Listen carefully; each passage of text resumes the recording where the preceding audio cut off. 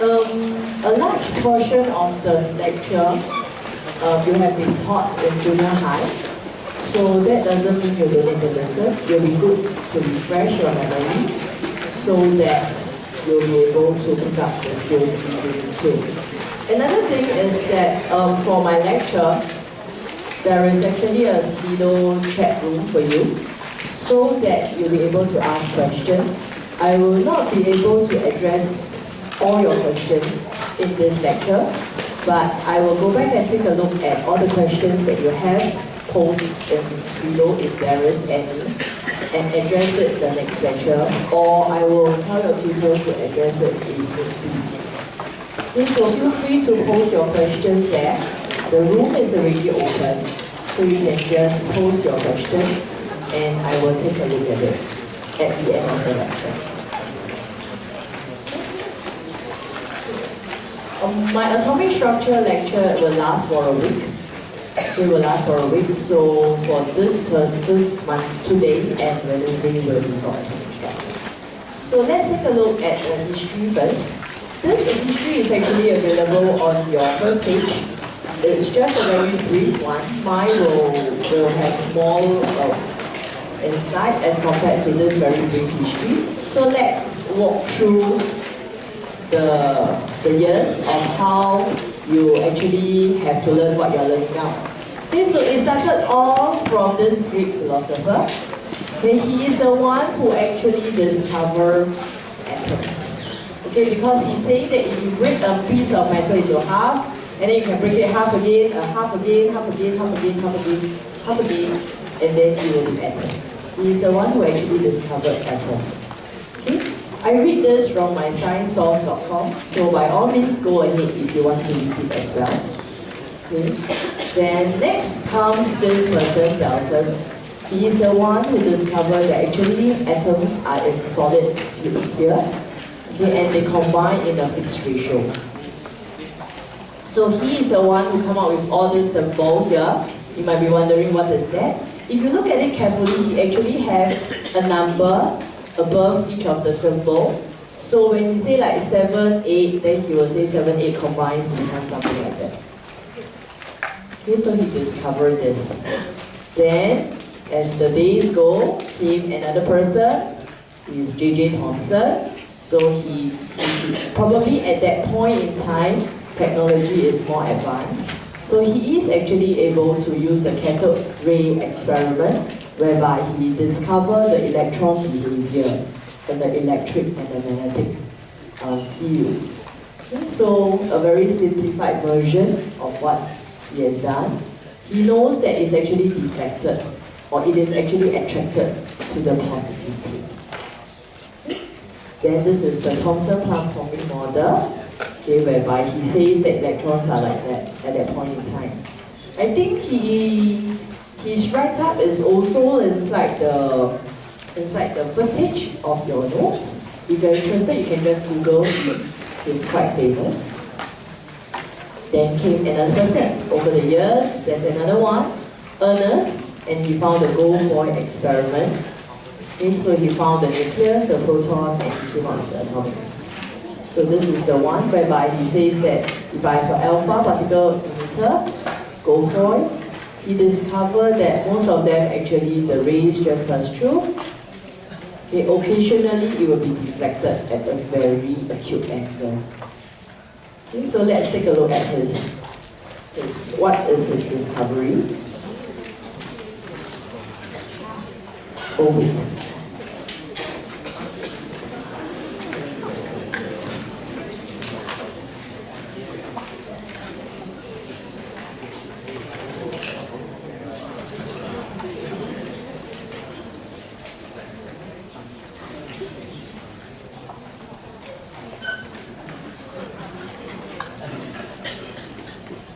I shall be the narrator at the same time. Can you see that most of the rays are actually passed through, and occasionally it's actually deflected at an acute angle.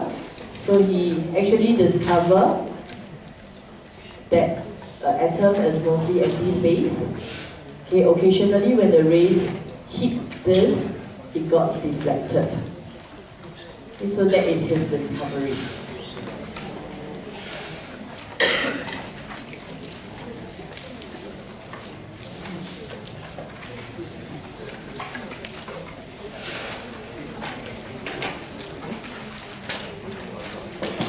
So he found this model. So it lasted for quite a while before your ball came, and he came up with another model.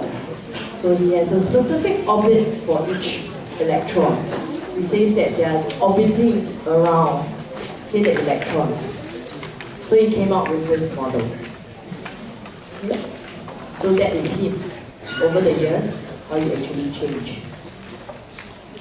And through the years, and in the more recent one, actually have this Erwin Stratingen, who's actually an Australian physicist. He says no, electrons are actually not particles, but it actually has a wave property. And they actually have electron cloud, so it's actually more like electron cloud rather than individual particles. And down the years again, this person, he found a neutron. Okay, just now, the J.J. Thomson, the Rutherford, he found the nucleus. So this one found the neutron. So I think saying so much along there, you might be wondering who is who. Okay, so I've actually come up with a timeline, so-called, okay, of all the different people that I've introduced just now. You can look at the time whereby they make their discovery, and you can see that the latest one is actually this, more of the, they found it that it's a wave property, and then they found the neutron.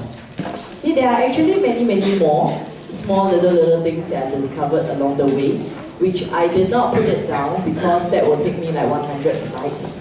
So I actually gave you the reference here, which is the atomictimeline.net. So you can just go and Google and read through it. There are little things that are discovered along the way. Okay. So you might be wondering, hey, why are you telling me all this? Are they tested? No, not necessarily, they are not tested. But what I want to introduce to you is that many a times we actually have a theory or have something to learn is based on the evidence that we have found. Which means to say, if you are going to find something new, okay, and patent it or copyright it and get a Nobel Prize, okay, maybe 20 years down the road or 30 years down the road, okay, people will be teaching whatever that you have discovered. Okay, so science is actually a progression, okay, based on the evidence that is found over the years. So this is what we call the practices of science. With new evidence coming in, we will change our theory here, there, a little bit. Okay? So having said all this, let's go to the content proper. These are the two questions which I want you to think about. What makes up an atom, and how are the electrons arranged inside an atom? This is mainly what we're going to learn today, hopefully. Okay? Which is, I believe you have already learned it very much to some extent in junior high. So yeah, this is still a widely accepted model, okay, whereby you have the n equals to 1, n equals to 2, and this is your nucleus. So you have your various subatomic mass, you have your proton, neutron, and electron, their relative mass, relative charge. So from here we also know that a proton is positively charged, a neutron is 0, is neutral, an electron is negatively charged. This is what we have learned in year 3, year 4, so nothing much. Okay, this is also just a very quick revision of the atom. Mass number, atomic number. Mass number is made up of your proton plus neutron. The rest atomic number is just your proton. And it will be the same as your electron for a electrically neutral element atom. Isotopes. Okay, isotopes is something that you have learned. You have also been introduced to it, introduced before in your atoms, molecules, and stoichiometry, whereby you are actually asked to find the relative abundance, or you're given the relative abundance and they ask you to find the AR. Okay, similar. So they are actually just atoms of the same element with different number of neutrons. So they have the different masses here. Can you see this is 35, this is 27. Okay, so the similarities are all here. The differences, the number one difference is that there will be different number of neutrons. I have the mass number that is different, and I will have the relative atomic mass that will be different. And of course, my physical property. So where can I find all this information? All this information are actually available in your notes, all the way page 3. They are in page 3 of the notes. So isotopic, if you look at your notes, page 3, there is isotopes, isotopic, isoelectronic. Okay, so they are all here. If I have the same number of neutrons, a different number of neutrons, and same number of protons and electrons, I say they are isotopes. Isotopic is the same number of protons.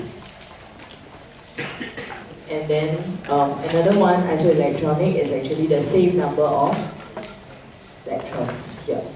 Okay, if they have same number of electrons, I will say that they are isoelectronic. Okay, just very quickly, can you do checkpoint 1? Which one of the following has more electrons than protons and more protons than neutrons? Very quickly.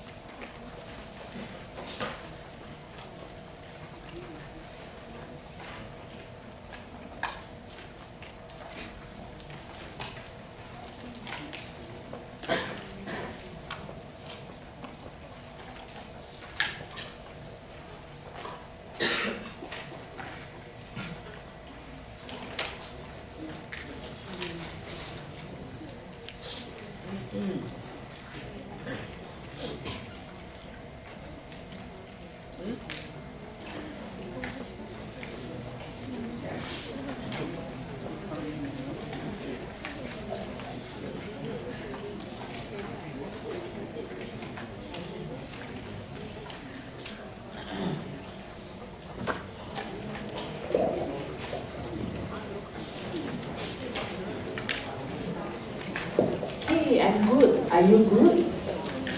Are we ready to someone to tell us the answer? Yes? Okay, let's have someone to tell us the answer first then. Very quickly. Okay, to be fair, I pick my class, okay? For a start. Okay, so for this lecture hall, I only teach one class. And the class is 5M. Yeah. Okay, 5M I go by random. Today is 20 seconds, so I'll pick number 22 then. Who is 22? Nobody? Who is it? No 22? Then 21. Okay, class. What's your answer? C. Can you explain to us why is it C? If you go by the calculation, after what you have calculated.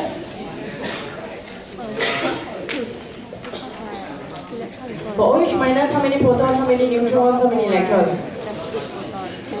And why do you say that it is C? You've done the calculation, right? Yeah? OH minus, how many electrons does it have? 10. How many protons does it have? 9. And how many neutrons does it have? 8. Okay. So basically, it's just to do up this chart. Okay, of course, you ask me in the exam, must do so nice or not, don't need. In the exam, MCQ, you can just do it in your own style.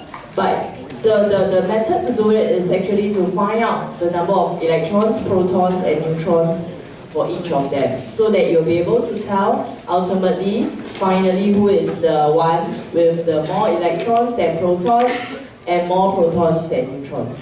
And the answer will be C. Let's move on. Next checkpoint. Also very easy. I want you to tell me which are contain the same number of neutrons are called isotonic, same number of protons isotopic, same number of electrons is called isoelectronic. So we will need to tell me which of the above is isotonic, isoelectronic, isotonic, and isotopic. So you can spend some time to get this figured out. Just 2 minutes.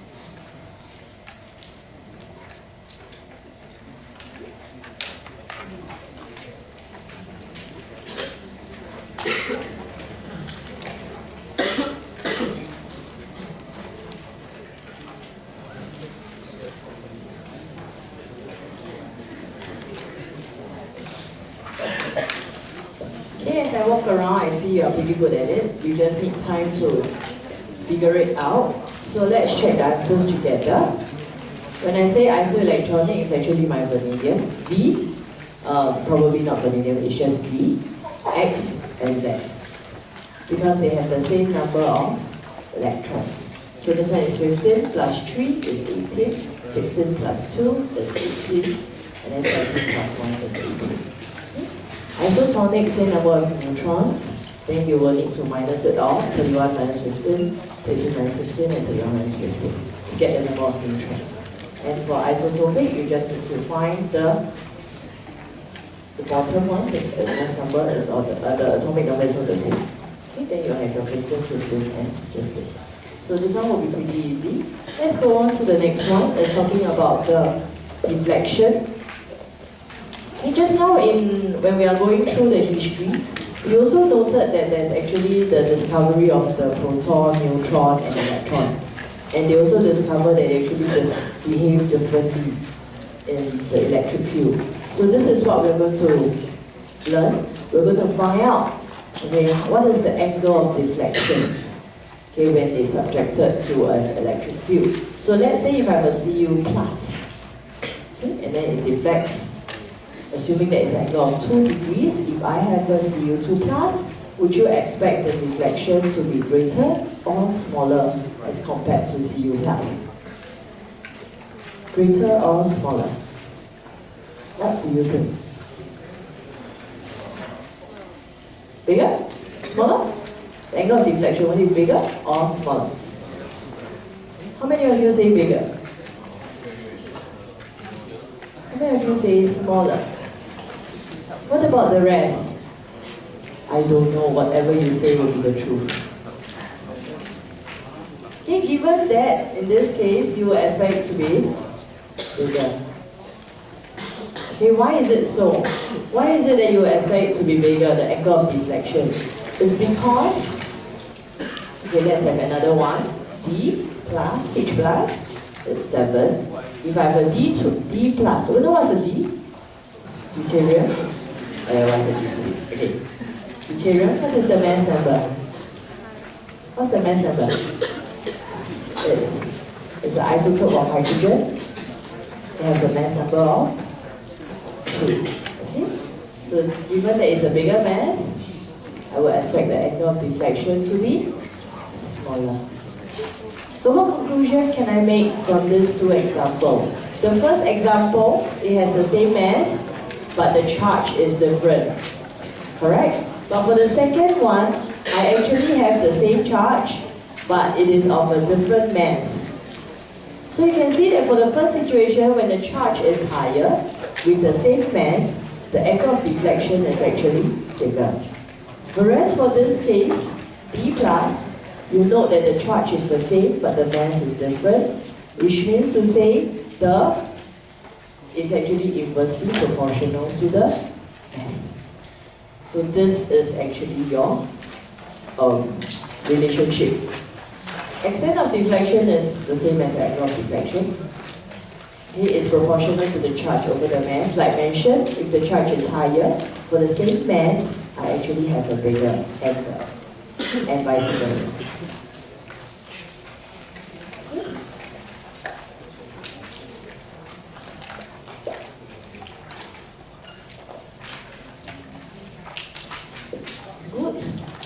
This is already printed inside your lecture notes, so there is actually not much to copy. Okay, so for this, if I'm going to work it out based on the H plus just now that we have, the Q will be the charge, 1. The mass of hydrogen is also 1. So 1 over 1 is actually 1. But for the deuterium, which is 2, then it will be charge is still 1. The mass now is 2. So it's 0.5. So you expect that the angle of deflection would be smaller. Okay? So in the electric field, everybody knows it. If it's a positive, it will be deflected to the negative plate. If it's a negative, it will be deflected to the positive plate. If it's a neutron, it will just go straight, not deflected anyway. Not much of a difficulty, right? Okay. Now, checkpoint 3. Before you start, I would like to clarify first. I'm referring to a nucleus. The nucleus means that it will only contain the proton and the neutron. Okay, it will only contain the proton and the neutron. You need to say this one, I'm only interested in the nucleus, not the atom as per se. Okay, it's the nucleus only. So the nucleus will consist of the proton and the neutron. So can you do a very quick one to identify the species that will be deflected by 2 degrees in the same electric field?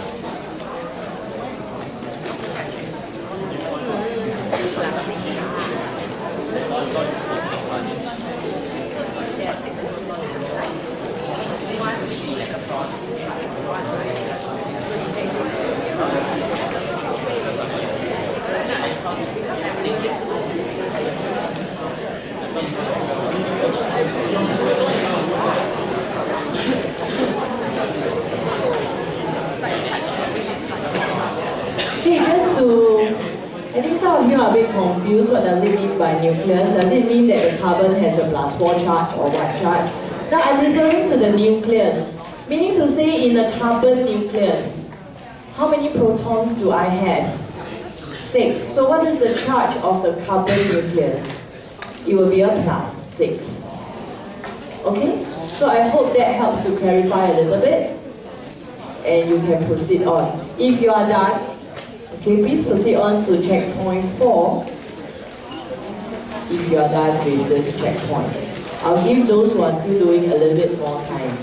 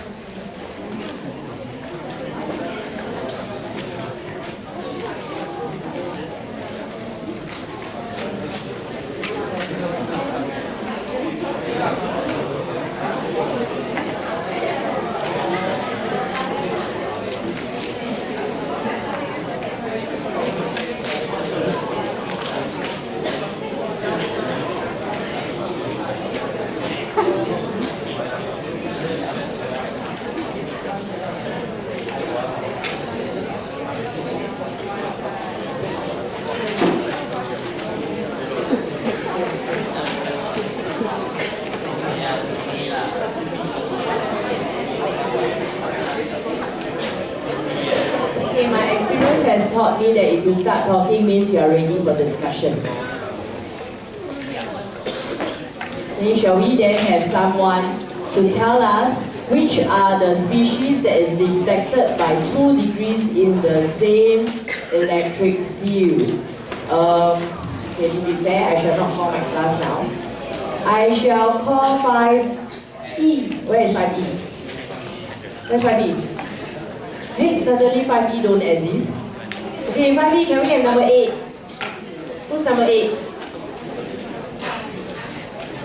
Who's number 8? Okay, hi. Yes, come, can you tell us? Which is the species that is deflected by 2 degrees?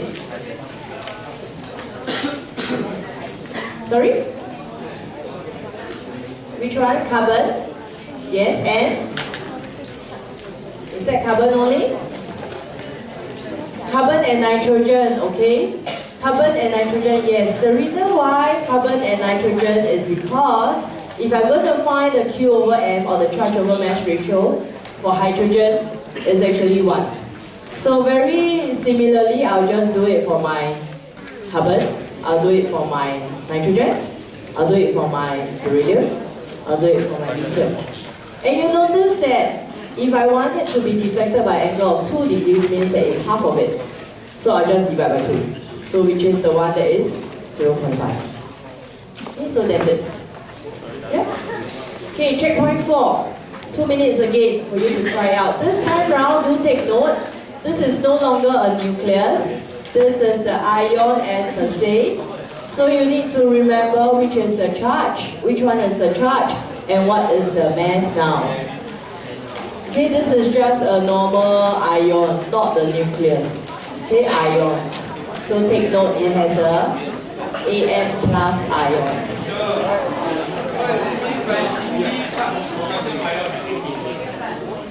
Singly charged. What does it mean by singly charged? Single means what? Single means 1. So calcium is Ca, right? So what am I referring to? I'm referring to Ca plus. What's wrong with being Ca plus? Although the stable one is Ca2 plus, but that doesn't mean calcium cannot. If I only take away 1 electron, it will be Ca plus. Okay?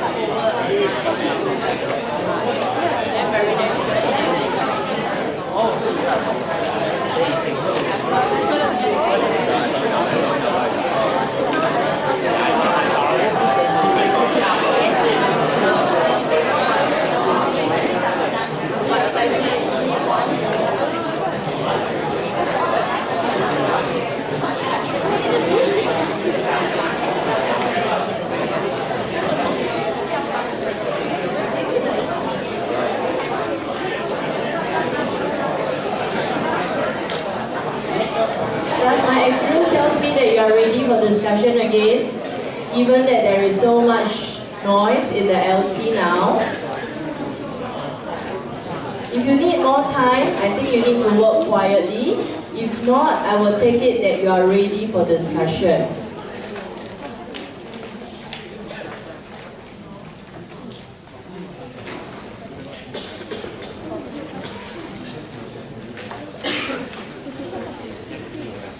Who needs more time? No, everybody is good. Okay, then we shall get someone to tell us. Shall we have 5L? Where is L? Yes, L, number 15. Who is 15 in 5L? Can you raise up your hand? Yes, hi. Can you tell us what is the angle of deflection or for this simply charged calcium ion? 8 degrees Celsius. Oh, the answer is A. Okay, because you have the A inside there, but I don't have. Okay, fine, the answer is A. Okay, let's take a look. So how did she actually get the A? Okay, first of all, what she did is to find the Q/M ratio for this ion. So in this case, like mentioned, it is different from the previous question, previous checkpoint. Previous checkpoint, I'm referring to the nucleus, but this one I'm referring to an ion with a positive charge of +1. So it's 1/241. So the Q/M ratio is 4.15 times 10 to the power minus 3. Likewise, I do it for my calcium. Okay, the Q/M ratio is 2.49 times 10 to the power minus 2. This is not too much of a problem. Then, I noted that this one I actually multiply by 6, which means to say the angle I will also have to multiply by 6. So that is how I get the answer 12 degrees Celsius.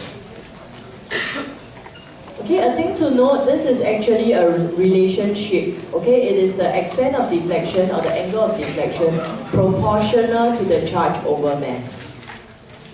Okay, it is proportional, it is not equal. Okay, it is proportional to.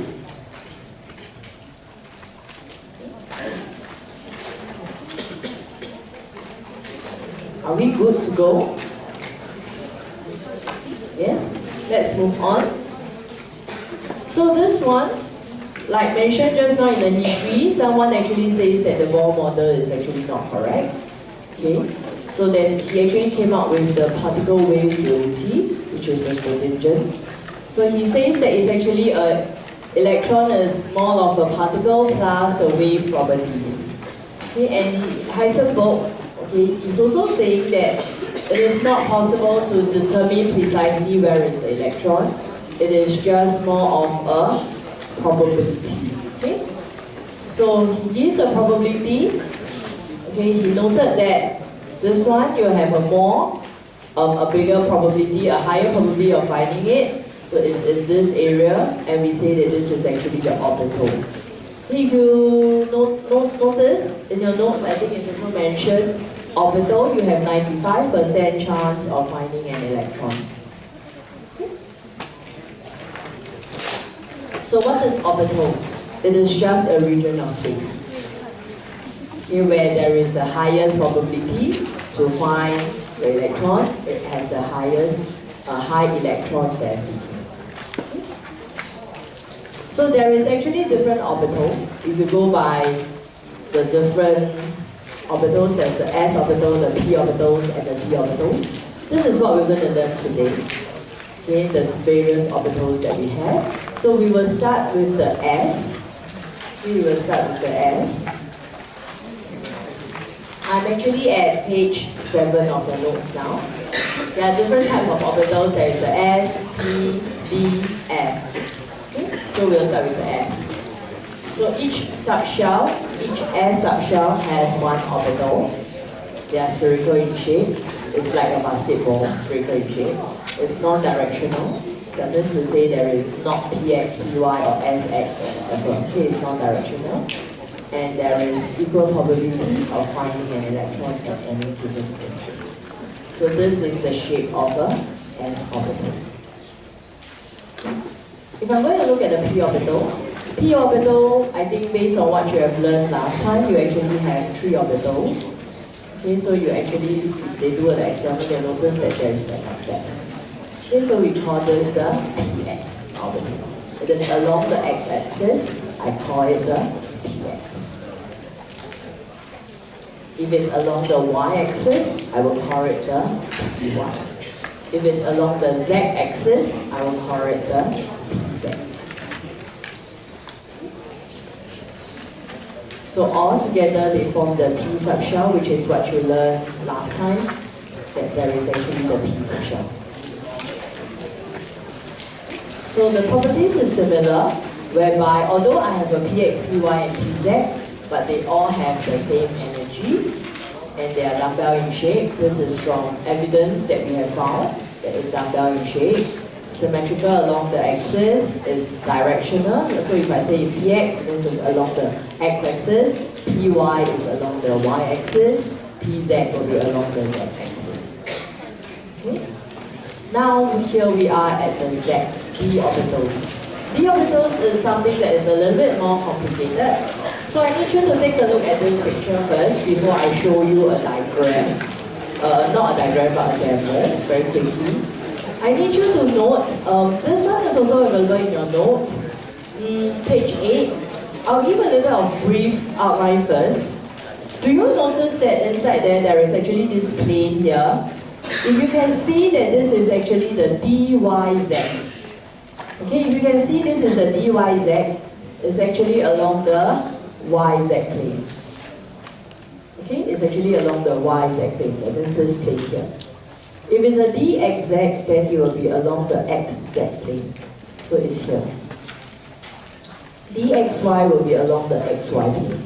And then so on and so forth. Okay, so I will use balloons now to show you very quickly what is it.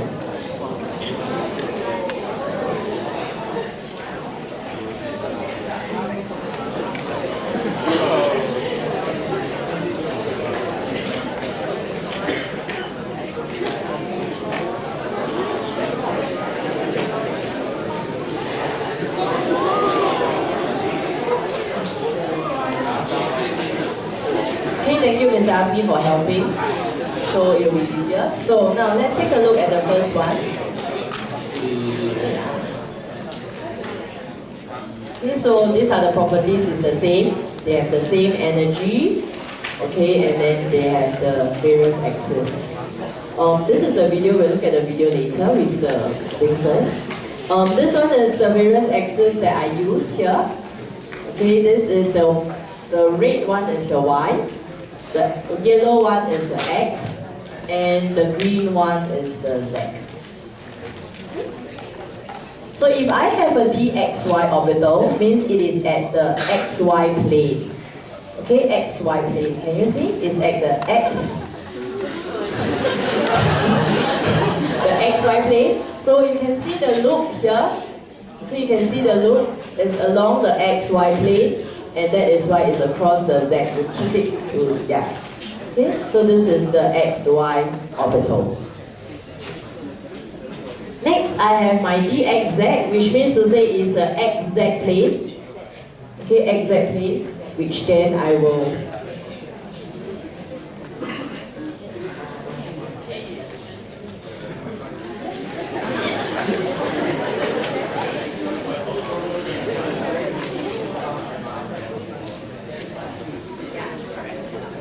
so same thing. So you can see that the plane x, y, okay, x, z, this is z, this is x. Okay, so it's just on the plane itself, the dxz plane. So the same thing will happen for your dy, zy. So dzy, it will be the yz, zy plane. So it will be the x.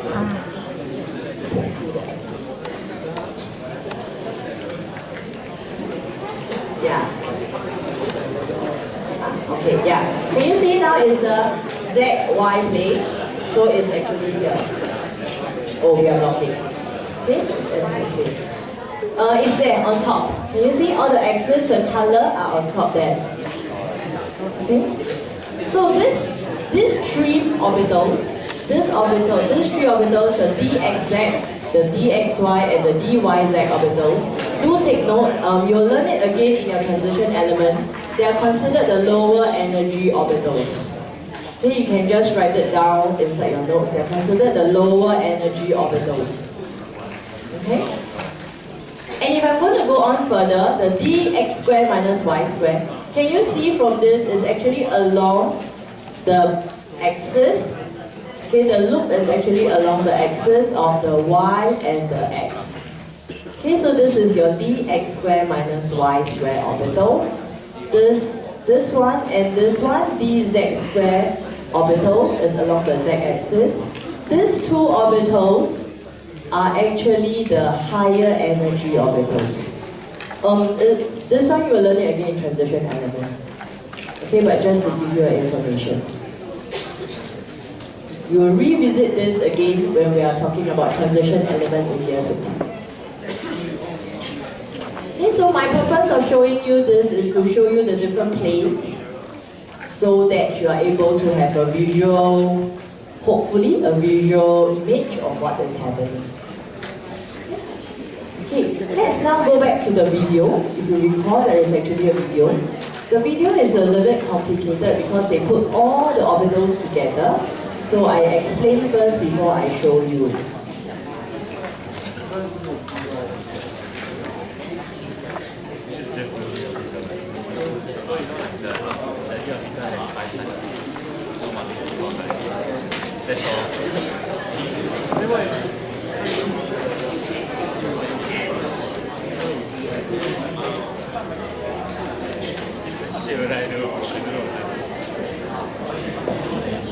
Okay, can you see this is the 1s? The 2p orbital is actually bigger than the 1s orbital. It's also spherical in shape. This is the 2px. Okay, so it's along the x-axis. The x-axis is the red color one. The py is the green one, so the y-axis is the green one. And the z-axis is actually the purple one. So this is the 2p, the various orbitals. When it comes to 3, same thing is spherical, but it's much bigger. Okay, so as you go, the various orbitals, it actually gets bigger. So same thing, the px is bigger than the 2px.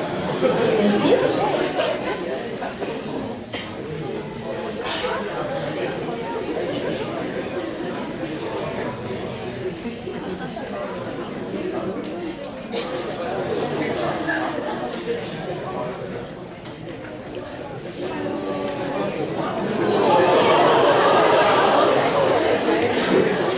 This is the 4s.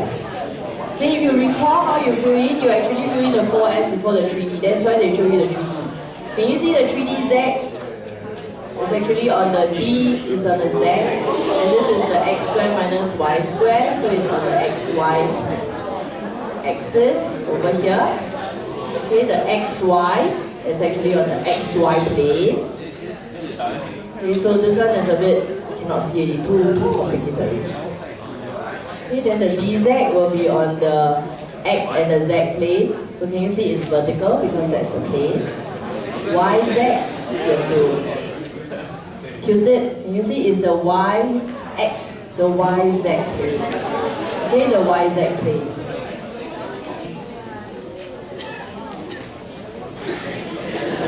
Okay, so yeah, it's just one whole bunch of electrons.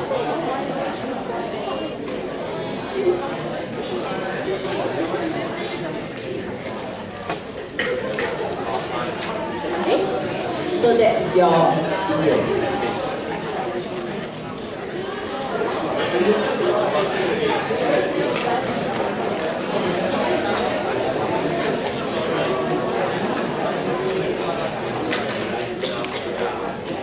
Okay, so now we'll go into the specific of the electrons. How are they actually filled up? So just a very quick recap of what we have learned thus far. We learned about metal. We learned that metal is made out of atoms. Atoms is made out of the nucleus and the various principal quantum shells. And then in the nucleus itself, you have your protons, your neutrons. And inside the principal quantum shell is made out of subshells. And the subshells is made up of orbitals, and the orbitals will contain the electrons. This is what we have learned thus far. So now we also learn that 1s will have a 1s subshell, and in the 1s subshell you have your 1s orbital. The one that you saw just now in the video, the small spherical there. When it's n equals to 2, then very naturally you will have your 2s and your 2px, 2py, 2pz. Okay, so this is what you see just now, the very woo thing. Okay, so now n equals to 3 is the one whereby you have more. Okay, so this one very quickly. Okay, so when I talk about 4, there's actually the f orbitals. But f orbitals or f subshell, you did not know how to draw, but we do put it inside our notes as enrichment. If you are interested, you can flip to the back. They actually show you the f orbitals. There are 7 of them. Okay, so this is your n2, 3, and 4. So back to our 3D. So you will have the 3s, 3p, and your 3p. These are the various ones that you need to know. Okay, by the way, for your information, you will need to know how to draw the d orbitals on top of your s and p. Okay, so we need to say you need to know how to draw the s, p, and d orbitals. Yeah? If you don't know how to draw, I will urge all of you to go and practice. Okay, Cambridge do test, as in they will test, is part of the syllabus. Okay? So like I mentioned, the size of orbitals, I think you have seen from the video, so no need for me to talk about it. Okay, the 1s is smaller than the 2s orbital. Okay, so now we look at how are they actually arranged. This is something that you already know. So you always fill up the lowest one first, lowest energy, which is your 1s. Okay? This one is something for you to note, your 3D and your 4s. In terms of energy level, if you notice, the 4s actually has a lower energy as compared to the 3D. So when you're filling in, please remember to fill in your 4s before your 3D. Okay? Like mentioned, you will fill in the lowest possible energy first.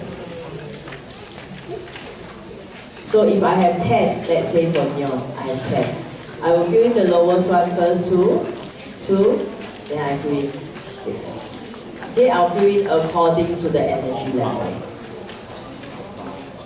This is your AUFBAU filling. AUFBAU.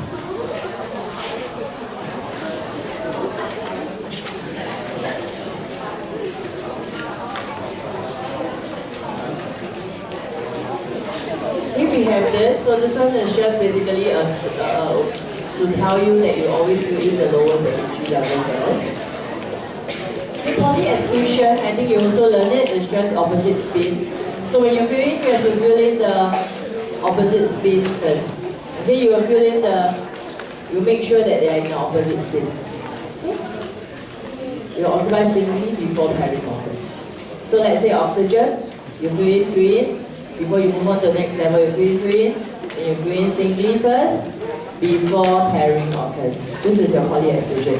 I'm sure you have learned this already last year. Okay, so this is basically the 3 rules that we have for our filling in of the electrons. I need you to go home or in preparation for Wednesday's lecture. I need you to read through the lecture notes from page 12 and do your checkpoint 5 and 6. I think it's not too much for you. You have learned it before in your year 4.